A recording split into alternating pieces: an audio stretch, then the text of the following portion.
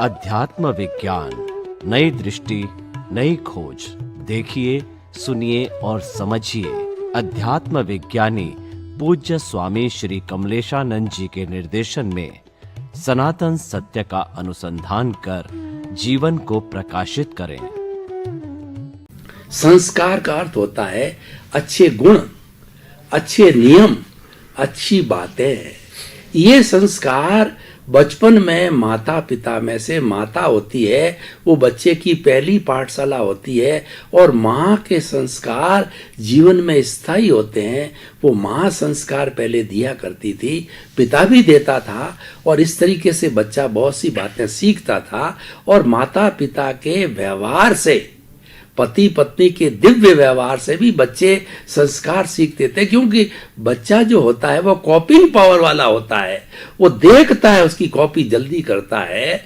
तो आज का सिनेरियो देखिए कि माता पिता के बीच में प्रेम की कमी होनी नहीं चाहिए, परंतु है, उसके कई कारण हैं, वो आप बताएंगे।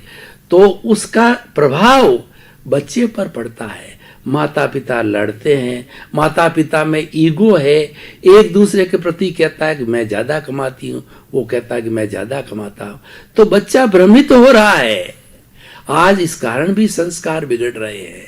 और सबसे बड़ी बात है कि बच्चा ज्यादा समय स्कूल में लगाता है, दोस्तों के साथ लगाता है, ट्यूशन में लगाता है, वहां और तरह के संस्कार सीख के आता है।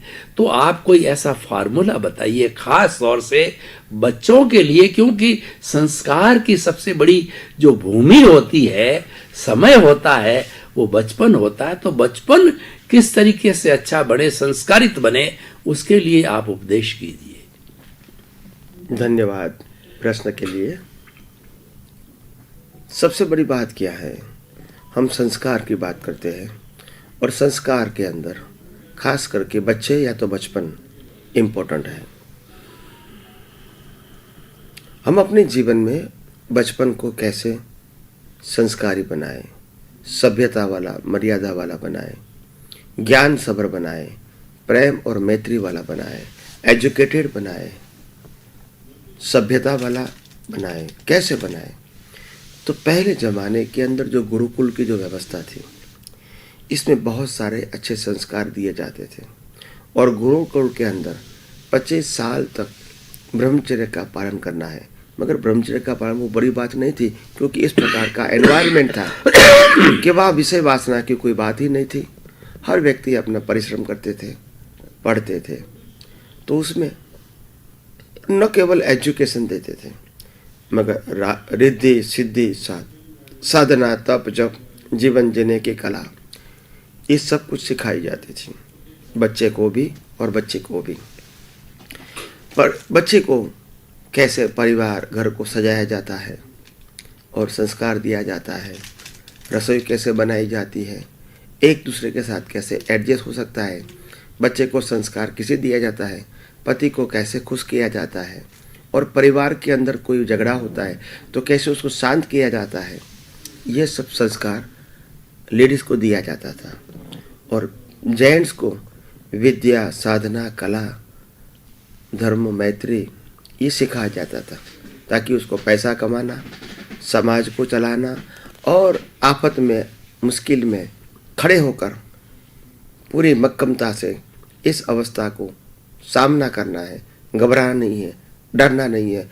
ऐसे मजबूत संस्कार जेंट्स को मिलते थे।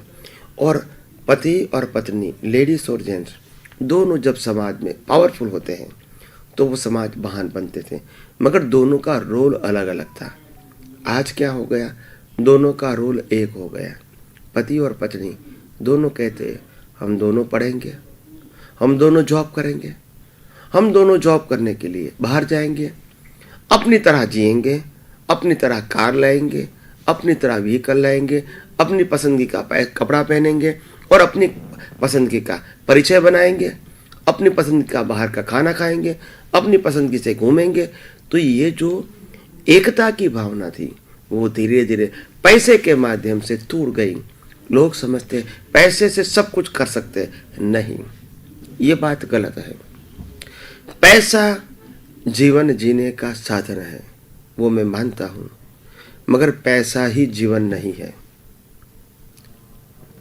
पैसा जीवन जीने के लिए एक अंश के रूप में काम करता है। पैसा सर्वांश या तो सर्वस्व नहीं है। आप समझो, इंसान, इंसानियत, प्रेम, मैत्री, कल्चर, धर्म, मानवता, ये पैसे से भी महान है। और इसीलिए हमने आज तक कई अवतारों से, कई सालों से, कई सदियों से अज्ञानता के वश ऐसी पैसे वाली संस्कृति को जब बढ़ावा दिया, इम्पोर्टेंट दे दिया, तो व्यक्ति व्यक्ति के प्रति भेद बढ़ा, अहम बढ़ा, छोटा बड़ा हो ऐसा हुआ। पति और पत्नी को एक दूसरे के प्रति भेदभाव बढ़े, क्योंकि पैसे से महान होते हैं। जब पत्नी ज़्यादा पैसा कमाती है तो वो कहता है मैं आपसे महान हूँ। जब पति ज़्यादा पैसा कमाता है तो बोलता है मैं आपको घर में खर्चे के लिए पैसा देता हूँ, फिर कचकच क्यों करती है, बाहर जाके मैं कुछ भी करूँ। तो ये सब पैसे की लीला है। हमने अपने समाज को पैसे का बढ़ावा देके नष्ट कर दिया, भ्रष्ट कर दिया। इसी समाज में से हमको वापस आना पड़ेगा। हमारी सोच बदलनी पड़ेगी। हमारी सोच को बड़ी बनानी पड़ेगी। हमको समझना पड़ेगा पैसा सिर्फ व्यवहार चलाने का साधन है। पैसा सुख देने का साधन नहीं है। सुख तो प्रेम से, मैत्री से, भाईचारे से, एक दूसरे को समझने से, एक दूसरे की प्रॉब्लम्स में एडजस्ट होने से, टकराव टालने से और एडजस्ट होने से, और एक दूसरे की गलतियों को गलती न मान के इनको माफ करने से और इसको सही मार्गदर्शन देने से ही महान बन सकते हैं। तो इसमें पैसा बीच में नहीं आता है। तो आइए हम सब अपने जीवन में समझिए कि पैसा जीवन जीने का साधन है, मगर पैसा ही सर्वस्व नहीं है और पैसा ही लाइफ नहीं है। पैसा जीवन में सहायक जरूर है, मगर पैसा सर्वस्व नहीं है। तो ये बात हमको समझनी पड़ेगी। और पैसे के अलावा धर्म, इंसानियत, प्रेम, मैत्री, ये सब बातें भी समझनी पड़ेगी। अगर ये सब समझेंगे तो मैं समझता हूँ बच्चे के अंदर बचपन से ही पैसे की प्राधान्यता कम होगी, मगर संस्कृति, संस्कार, मर्यादा, धर्म, ये सब की वैल्यू बढ़ेगी। बड़ों की इज्जत करना, समाज में हेल्प करना, ये सब बातें बहुत आगे आएगी। और इससे मानव भी महान बनेगा और समाज भी महान बनेगा, राष्ट्र भी महान बनेगा और पूरा विश्व महान बनेगा।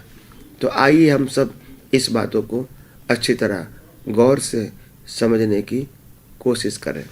स्वामी जी बहुत बहुत धन्यवाद। नई पोत बच्चों को सुसंस्कारित करने के लिए आपने जो अनुभव वाणी बताई, उपदेश दिया, उसके प्रति हम आपके बहुत कृतज्ञ हैं, आभारी हैं।